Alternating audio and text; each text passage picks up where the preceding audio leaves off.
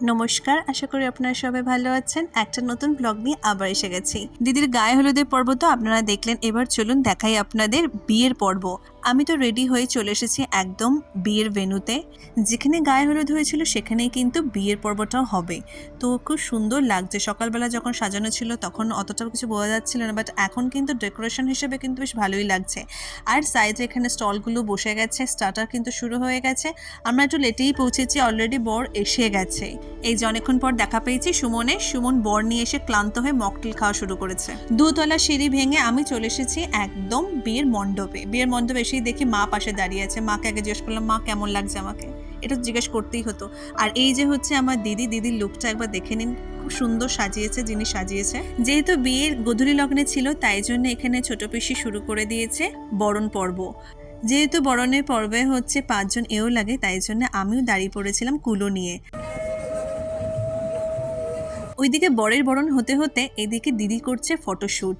দিদির ফটোশ্যুটের ফাঁকে আমি চলে এসেছি স্টার্টার কাউন্টারে। স্টার্টারে কিন্তু ফার্স্টে ছিল হচ্ছে রেশমি কাবাব, তারপর ছিল ফিশ বল, যেটা খুবই ভালো অ্যান্ড টেস্টি ছিল। তারপর ভেজ আইটেমের মধ্যে ছিল হচ্ছে পনির পকোড়া। ঘড়িতে এখন বাজে প্রায় 7:30, আর সেই দুপুর 2টার সময় একটু ভাত খেয়েছিলাম, আর এখন বড্ড খিদে পেয়েছে। খাওয়ারটা খেয়ে যেন একটু মনে শান্তি আসছে। অনেক স্টার্টার খাওয়া হলো, এবার চলে এসেছি আবার উপরে। এসেই হচ্ছে আমরা নিয়ে চলে এসেছি বউকে মণ্ডপে। এখানে কিন্তু শুভদৃষ্টি আর মালা বদলটা হবে। দিদিকে নিয়ে কিন্তু ঘুরবে 7 পাক। এবার হচ্ছে 2 জামাই, দিদির পেছন পেছন বড় জামাই আর ছোট জামাই। আমাদের 2 বোনেরও ইচ্ছা ছিল যে আমরাও পেছন পেছন ঘুরবো, কিন্তু সেই পারমিশন আর পুরোহিত দিল না। এবার পর্ব হচ্ছে শুভদৃষ্টির জন্যে একদম দিদি রেডি হয়ে গেছে। আর এই যে দেখুন পান পাতা সরিয়ে শুভদৃষ্টি হয়ে গেছে অলরেডি। তিনবার হলো দিন এদের কারোর বিয়ে হয়নি, কারোর বিয়ে হয়নি, কম্পিউটার বিয়ে। আমাদের যে নাপিত ছিল, নাপিত কিন্তু খুব মজাদার ছিল, অনেক মজার কথা বলছিল, আর আমরা হেসে কুটোপাটি খাচ্ছিলাম।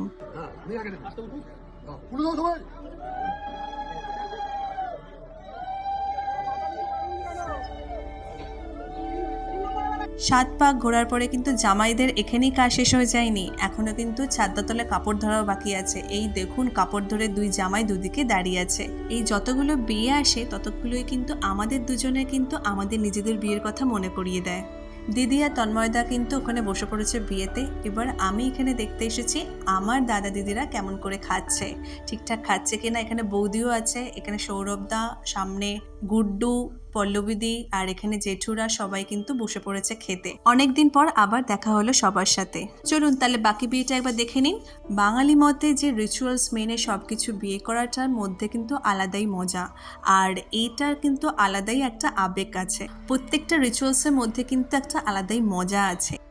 এখন শুনেছি অনেকেই কিন্তু বৈদিক মতে বিয়ে করে। আপনাদের কি মত?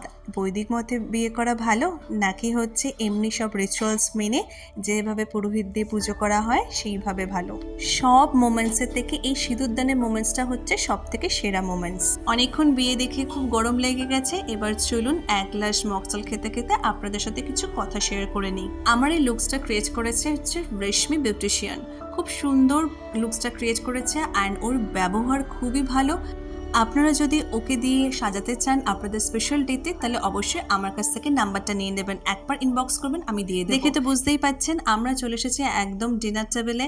অনেক রাত হয়ে গেছে, প্রায় 1টার কাছাকাছি, আর পাচ্ছি না, এবার ডিনারে বসতেই হতো আমাদের। ফার্স্টে তো আপনাদের মেনু কার্ডটা দেখিয়ে দিয়েছি। আর ফার্স্টে আমি নিয়ে নিয়েছি হচ্ছে ফিশ ফ্রাই আর স্যালাড, তারপর নিয়ে নিয়েছিলাম কুলচা আর স্টাফ পটেটো, তারপর ছিল হচ্ছে ফ্রাইড রাইস উইথ ফিশ কালিয়া ছিল, আর দেন লাস্ট পাতে মাটন আর মিষ্টির সন্দেশ, পান আর আইসক্রিমটা কিন্তু লাস্টে গরমের মধ্যে খেয়ে যেন মনটা আরও শান্তি হয়ে গেছে। আর সেই আনন্দে মা নিয়ে নিয়েছিল 2টো আইসক্রিম একসাথে 2টো হাতে। আমাদের সাথে সাথে কিন্তু বড় বউ কিন্তু খেতে বসে গেছিল। এই ছিল আমার দিদির বিয়ের পর্ব। তাহলে এবার আসি, আবার দেখা হবে আমার নেক্সট ব্লগে। টাটা।